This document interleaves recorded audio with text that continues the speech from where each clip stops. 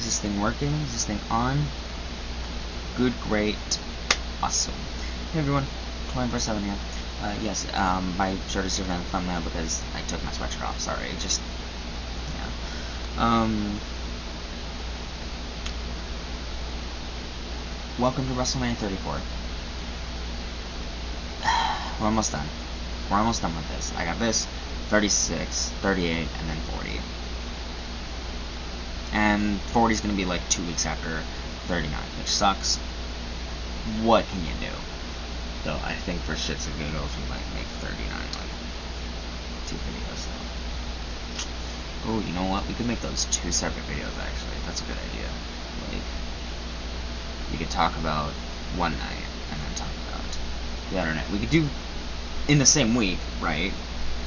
But just 2 different videos. Because I feel like for 30 stuff like 39 and yeah, mainly like stuff like 39, I would rate night 1 and night 2 very differently. But we're not there yet. No. We're in the stretch of like super long WrestleManias where they're just like, come on. We'll see. Hopefully it's good. Yeah, so WrestleMania 34. This show was a lot better than I remember it being. I remembered, because we watched it at one of my dad's old friends' house. I don't remember their names. But, we were in their basement. It was a bunch of... Me and my siblings were the only kids there, so we watched WrestleMania, and it was just so good. It was so good. I remember really liking it, and I was so excited for stuff.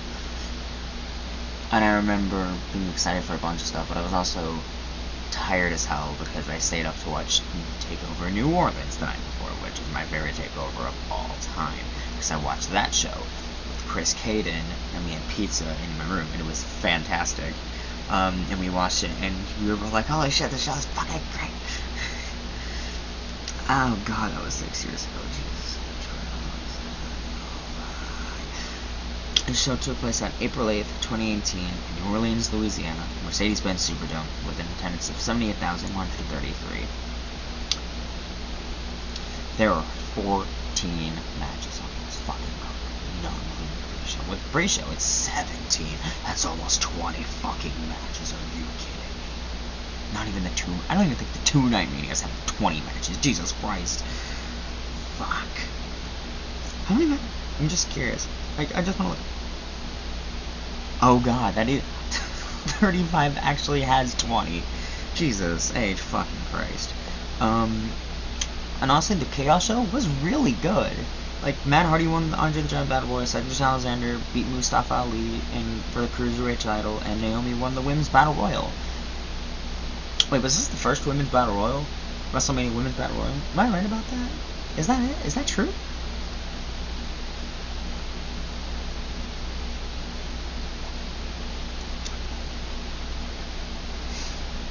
Yeah.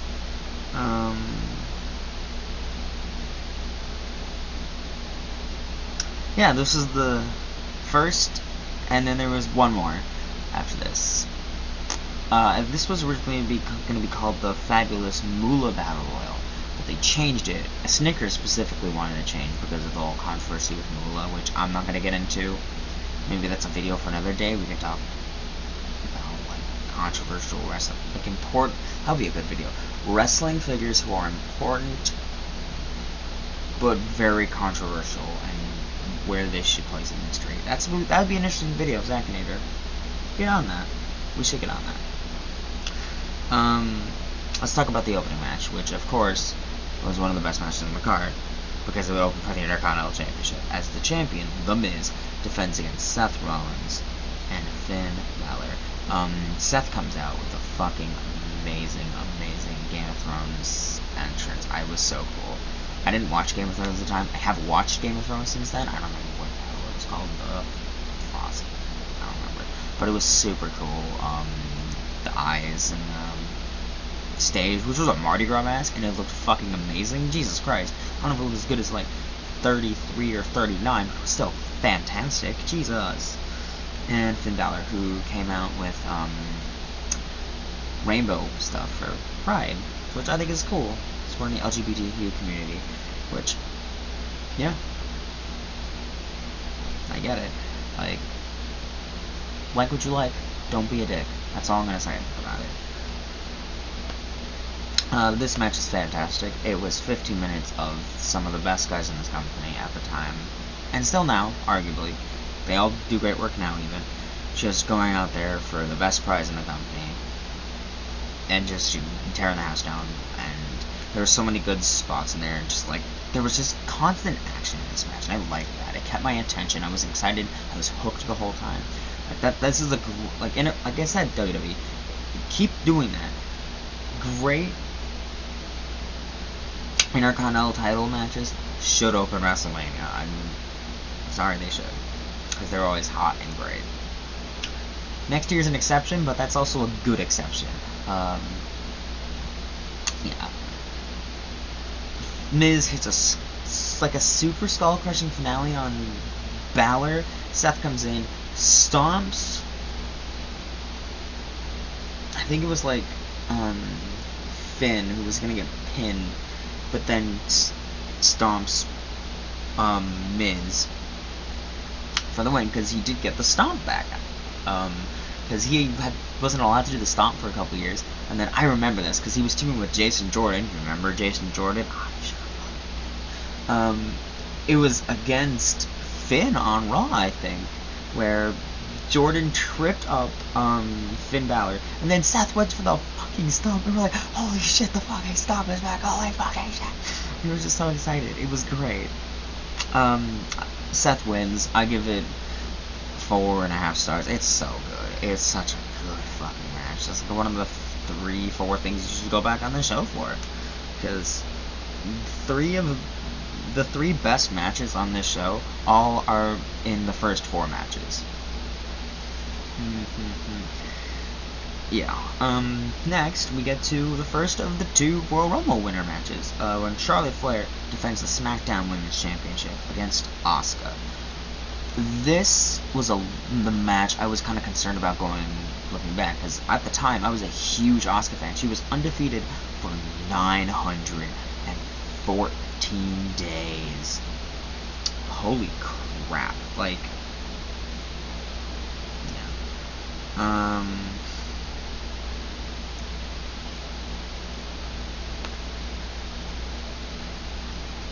I gotta find the, do they have a number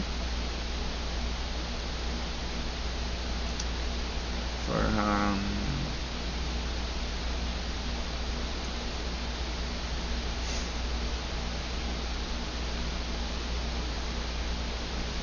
yeah, it doesn't say how many, what the record was, but it was 914 days. Holy fucking crap. That was longer than Goldberg's undefeated reign. But honestly, this match is great. It's so good. I don't know if it's as, I don't know. They're both good between this and the Triple Threat of 32. They're good for different reasons. That was just a good triple threat match, good fast-paced action. This was a very good technical match, 2 people who had very much respect for each other. One wasn't just a douchebag, one wasn't just a bitch. They were just fuck it, I want to prove that I'm the best. Did the wrong person win? I don't know. I would, a few years ago, I would have told you, yes, the wrong person won. But now, thinking about it more, this really did kind of help Charlotte a little bit. Hear me out. I think, having her end the streak, I think can give her a little bit more credibility that she, I think, really, really needed, to be honest. Yeah. I give Charlotte wins by putting Asuka in the figure 4 leg lock, and yeah, I give it 4 stars. It was really good, and it didn't have stupid interference. But yeah, they just talked about it, and Asuka on the microphone afterwards, you were ready for Asuka, because that was her thing. No one's ready for Asuka. But Charlotte was, and then they hugged, and they were gonna cry. It was a great moment, and then all of a sudden, you see Cena in the crowd running. We'll get to that, because Cena wanted a match with a certain someone, but yeah, he ran in the back oh fuck, it's happening. It is happening. Oh shit, fuck. Next, we get to the United States Championship Fatal 4-Way. This was like 8 minutes, and honestly, I couldn't tell you what happened other than the wrong person won, one person was super over, one had a great theme song that was over, and the other one is just a legend. It's great. Where Randy Orton defends the United States Championship. Yeah, Randy Orton was U.S. champion for like a month. It was weird. He won it at Fastlane the month before, and then lost it in Mania. It's the wrong person. We'll get to that. Defends it against Jinder Mahal, Bobby Roode, and Rusev. Also, happy Rusev Day, because this is Rusev Day, when Rusev Day was like super popular. Like me and Zach and Ader used to shout each other that all the fucking time. Like we still say it now. But we used to say Happy Miro when he went to AW. He said Happy Miro Day. Yeah. Also, in English, had hair in the Battle Royal and then was bald in for this. So don't know where he had time to do that, but okay, sure. This was okay. Oh yeah, I'm Bobby Roode. I love Glorious. It's a fucking great theme song. I'm not gonna sing because I don't really copyright it, man. But like, it was such an over theme song. It's so good. And Jinder was Jinder. He was fucking WWE champion a few months before, so I was now ready to forget that. Why did Jinder win this match, and why was it really boring? It's like I felt like stuff happened, but I didn't remember what happened. It was a good, fine match. Like, I don't know, but why did Rusev win? Why do you not have like the most over guy in the match win?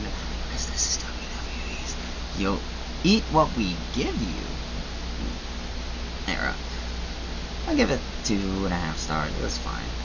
Next, we get to the mixed tag team match where Kurt Angle, yes, this Kurt Angle, the one who signed this championship belt. If you're watching this, Kurt, thanks, dude.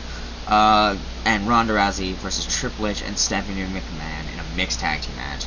So Ronda Rousey debuted at the Royal Rumble in 2018, and the only thing she did was point at the side. And it was like, we were excited. It was great. It was like, holy shit, Ronda Rousey's gonna be in WWE, and she did really good in her first run.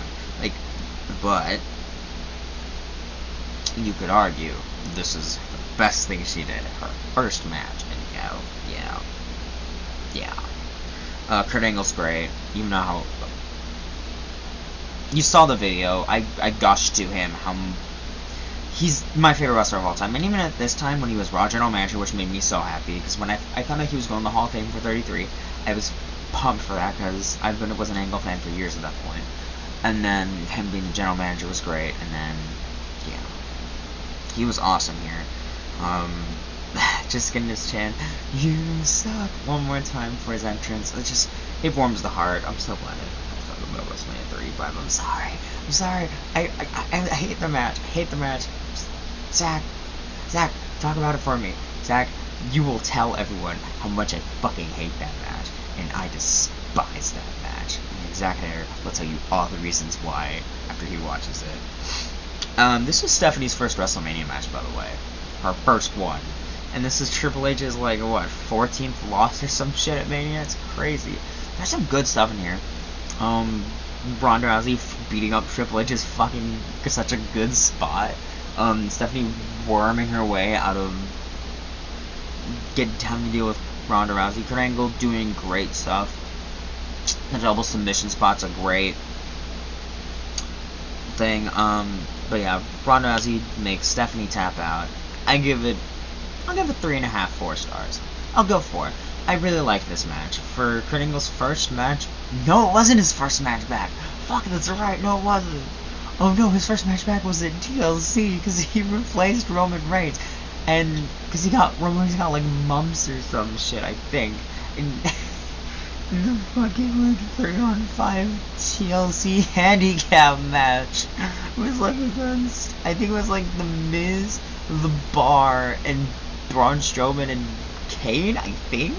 I don't fucking remember. It was so weird. But we also got AJ Styles versus that Demon Finn Balor because Bray Wyatt was sick, so fuck yeah.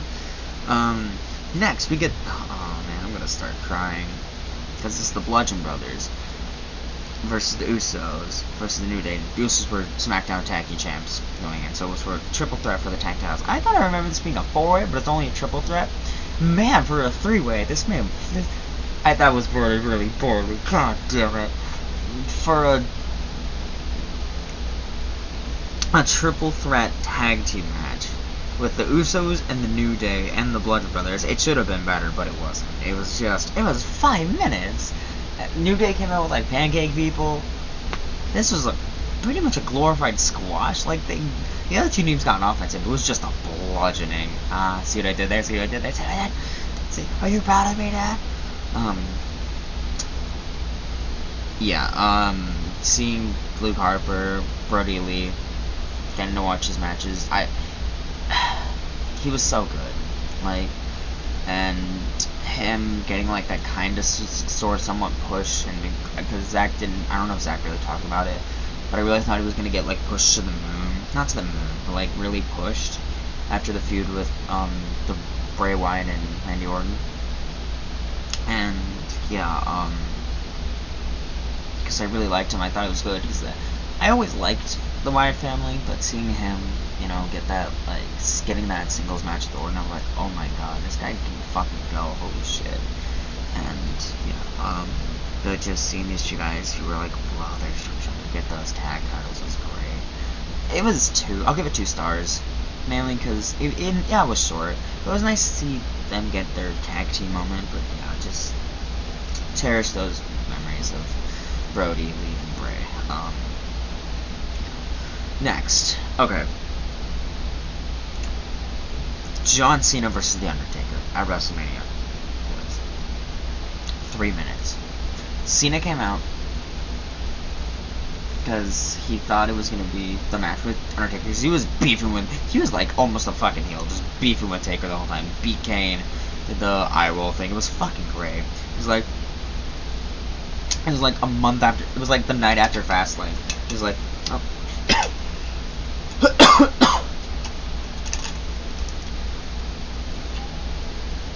I only got named Russ, so I was like, fuck it. I challenge Undertaker to a match at WrestleMania. And we're like, yes! Fuck yeah! And I was like, okay. So I'm gonna look this up.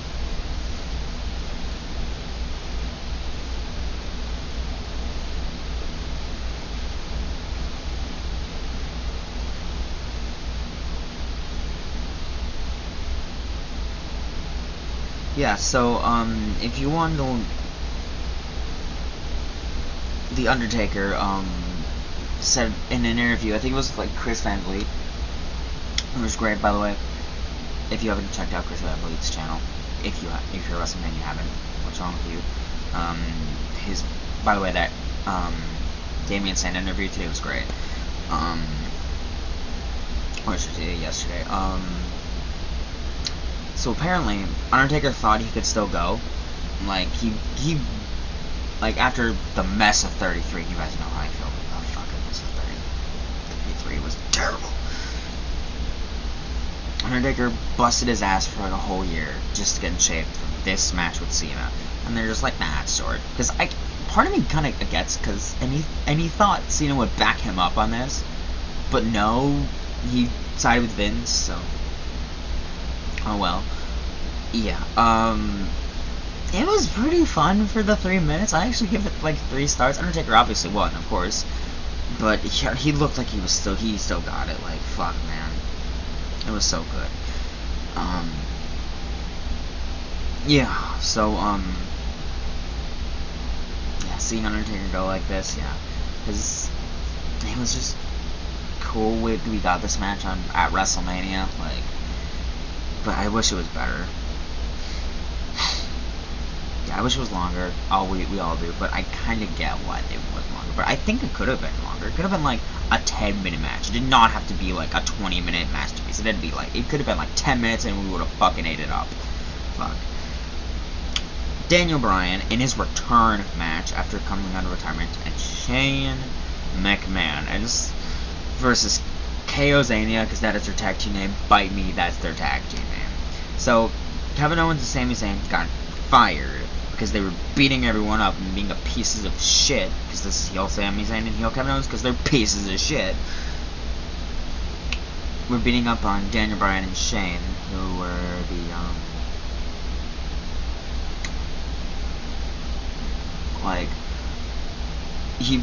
Shane McMahon was like the big authority figure, and then Daniel Bryan was the general manager. Daniel Bryan came out of retirement after his neck surgery, which I cried. I'm gonna be honest, I fucking cried when I found out he was coming back. I was so fucking happy because, like, Daniel Bryan's the reason I got into wrestling. Like, that authority hook I talked about in the third review. He's the reason I got into wrestling. So apparently, if Daniel Bryan wasn't cleared for this match, do you know who was gonna wrestle with Shane? Like, be on Shane's team? Fucking Jericho. Yeah, that didn't fucking... I doubt that would have happened, because, for all of you who don't know, Wrestle Kingdom 12 was earlier in the year. Which, if you guys don't know, is my favorite Wrestle Kingdom of all time. Had Jericho Omega on there, for fuck's sake.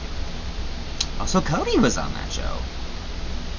Cody wrestled Kota Ibushi, for fuck's sake, at Wrestle Kingdom. We're fucking lucky in 2018. Yeah, so, had Owens and Zayn won, they would have been rehired to SmackDown. Because they were fired. So, yeah, this is a good match. It was 15 minutes. It was mostly a handicap match until Daniel Bryan got the hot tag, came back in. And it was just Daniel Bryan, and they were just doing Ring of Honor shit. Not like hardcore Ring of Honor, but just like good wrestling shit.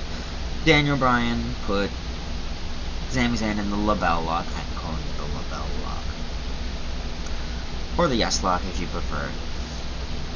And Sami Zayn taps out and loses. So if anyone doesn't remember what happened on the Raw afterwards, is it was Kevin Owens and Sami Zayn talking to Kurt Angle, and the famous line Kurt Angle says, and I love this line from Kurt. I don't even know whose idea it was. I hope it's in an interview somewhere. He said, well, I heard that TNA is hiring, which fucking broke the internet for like a hot second there. Like, what the fuck? What? What is going on? Yeah. It was good. I give it 3 stars. It was fine. It was a fine tag. Next, Nia Jax versus Alexa Bliss for the Raw Women's Championship. So Alexa was in, like, her goddess phase, which is great. I loved Alexa Bliss in this run. She was just a great heel champion. Yeah. But the story of whole, like, Alexa talking shit of Nia Jax behind her back, and it's like a whole bullying storyline. I don't think Nia Jax is the right person for the storyline. I don't, and I texted Zach about that. I gotta find it.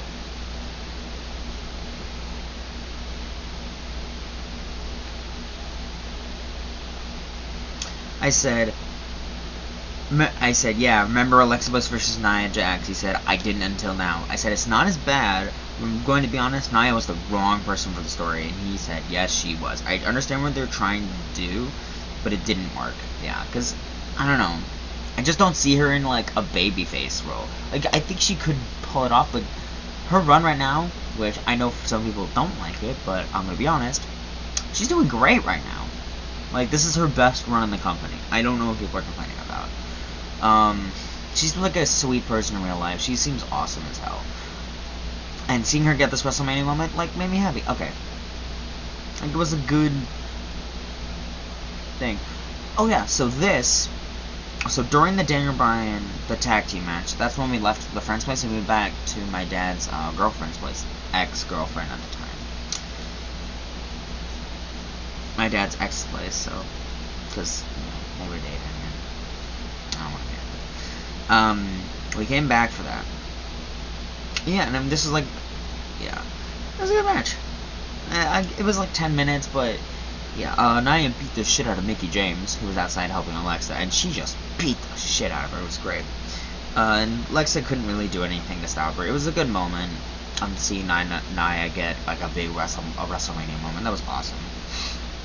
But then, this is where the show kind of went, for me. And I hate saying this, because this is the WWE Championship. It's AJ Styles versus Shinsuke Nakamura. Okay. So, for months, when Shinsuke won the Rumble, I was so excited because they did the thing for years, which I really love, and I think Zach will talk about it too. Where they always had Roman in the final two a bunch of times. Just because we booed the hell out of him in Philly for 2015. And then they kept pulling that trigger like, oh god, Roman's going to win the Rumble. They did it for 33, they did it for 34, they did it for 36. Yeah. It was just Nakamura, we're like, oh my god, please pick fucking Styles. And he picked AJ Styles, and I was so fucking excited for this match. Because I watched the Wrestle Kingdom match, and I it was so fucking perfect. It was like a perfect match to me. And I was hyping it up, and I was telling people who weren't big and who knew like nothing about Japanese wrestling. I said, these two guys had a match in Japan. It was like the best fucking wrestling match I've ever fucking seen. And I would not shut the hell up because this was the match I was most excited for this WrestleMania. And sadly, it is not a great match. It is not. It is objectively just kind of a boring match. It is not a bad match. I can't say it's bad. But man, I thought, oh, maybe, it wouldn't be as bad, on a rewatch. Yeah, it was still boring. My dad fell asleep during this match. Was it this or the main event? I don't remember. One of these two.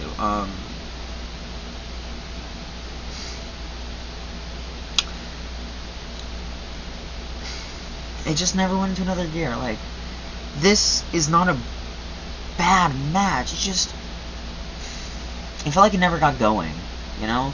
Like, I wanted this match to be better because I love both these guys, and it's for the fucking WWE Championship. But it just was 20 minutes of just nothing. It felt bad. And Shinsuke didn't even win. Why did he not win? Why did both Rumble winners lose? What's wrong with it? I don't understand. I get it. AJ Styles was like his year-long WWE title run. It was fantastic. But why did he not win? Why did Nakamura not win? And then he turned heel afterwards, like low-blowing AJ Styles. And that was like the basis of their feud. Tell me I'm wrong. Tell me I'm low-blowing each other was like the basis of their entire feud. Was bullshit. I give the match 2.5 stars. Like, fuck, man. I wish this match was better, but it's not good. And I hate saying that, because I really wanted to love that match. But I just can't. And I was so upset. And their last minute standing match was really good.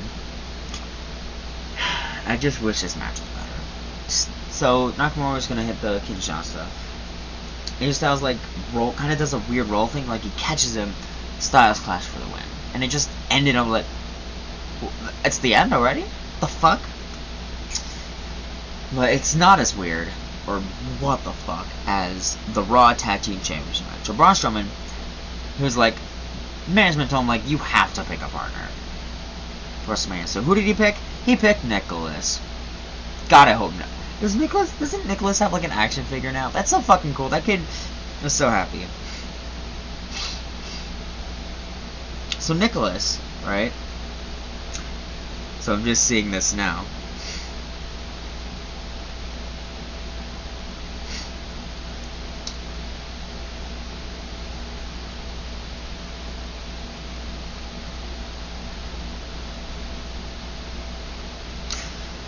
So Nicholas was the referee, was one of the referee's kid. Which referee was it? It was referee John Cone. His son, Braun Strowman, picked him out of the crowd to fight The Bar. We don't say The Bar, we are The Bar. Sheamus and Cesaro, which I love The Bar. They're a great tag team. I love The Bar. I always thought they did good work, so. Yeah, this was awesome. For 4 minutes, and it was exactly 4 minutes, by the way. And I hated it at the time. I don't know how to feel about it now. I'll give it like 1 star. It was a bona fide squash match. How old was Nicholas at the time? I just want to check. The kid was 10 years old. Oh my god. Okay. He's the youngest champion in WWE history. At 10.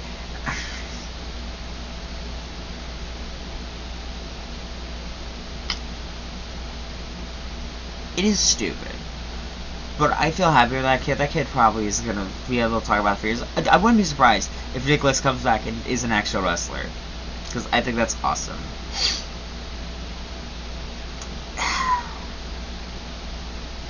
You know what I wish was better, though? The main event. It's the second encounter between Brock Lesnar and Roman Reigns for the WWE Universal Championship, or as I call it, the Strawberry Jam Championship. I'm not gonna rant about it like I did for 32,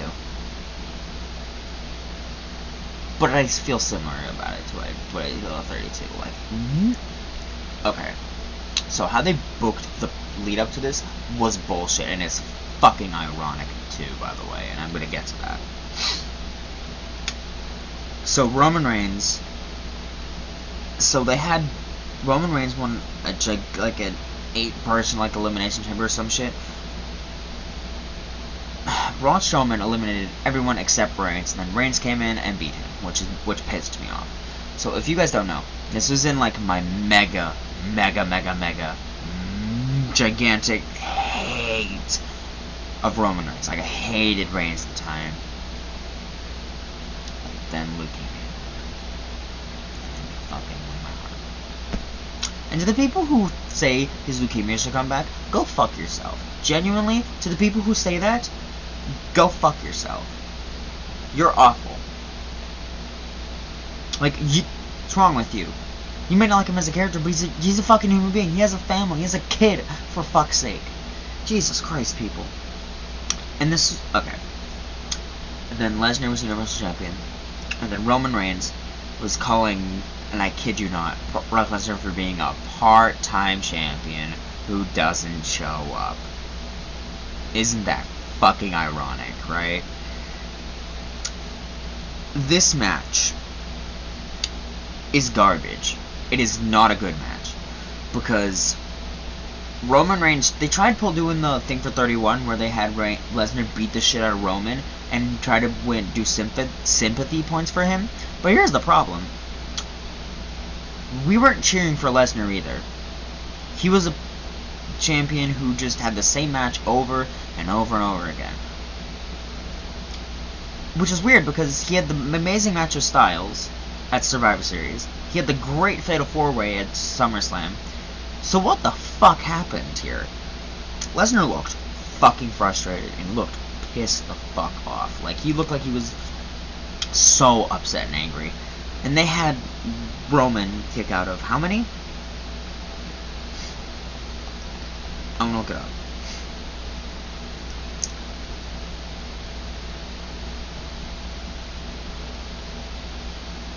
Two, three.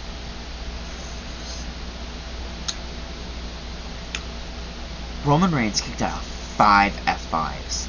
The 6th put him away, which I didn't see Brock winning because we all was like, oh my god, Roman's just gonna fucking win here, and he didn't. And you know what? I was not happy about that. I was like, why did he win? Why did Lesnar win? He just get the belt off him. Who cares? At least Roman's gonna be there. Am I gonna love the run? No, but he wasn't gonna show up till fucking SummerSlam anyways. Oh no, he did. He showed up for the Joe feud. Because we got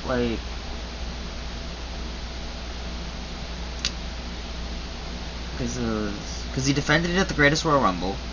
He wasn't at the shitty Backlash show. Was he at Money in the Bank?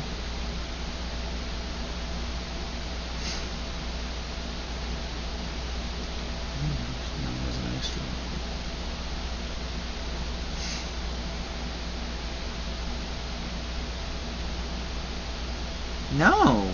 So Lesnar didn't show up until he showed up for Greatest Royal Rumble, but then wasn't there till SummerSlam. Lovely. Lesnar pulled off his gloves, elbowed Reigns in the head, kind of like we did with Orton, but so Roman's face is all bloody, covered, and Brock at this point just stopped giving a shit. This was just a fucking finisher spam, and the crowd did not care, because the crowd hated both. We're sick of seeing Roman, and we're just, like, done with Lesnar's same Suplex City shit at the point. And that's all this was. All I did was suplexes and fucking F5s. That was it. That was the entire fucking match. So, when Reigns, I don't know, and then the crowd did not fucking, I can look it up, the crowd, yeah, the Wikipedia page blatantly says the match would perhaps end up being more notable due to the majority of the crowd signaling their strong disinterest by chanting, among other things, boring, this is awful, and calling and doing CM Punk chants. They even had fucking beach balls. You remember the beach ball shit? That was great. They were cheering for the beach balls. They did not cheer for this match because they didn't give a shit. They just straight up didn't fucking care about this match. And I don't blame them. Like, I'm not even ranting because what was there to rant about? It wasn't boring. It was just stupid. Like, why would you book this match the way it was? Like, this is the bad main event. And this is basically WWE's telling you, you're gonna watch this and you're gonna like it. And you can't book wrestling like that. You just can't. Because without your fans, you are nothing. You are fucking nothing. That's what WrestleMania 36 proved. Without your fans, nothing matters. I give it like I give it like a star. Like a star and a half maybe. Because it was like competent, somewhat, I guess. But fuck, man. Like, why was this match the way it was? Why? I genuinely want to know what happened.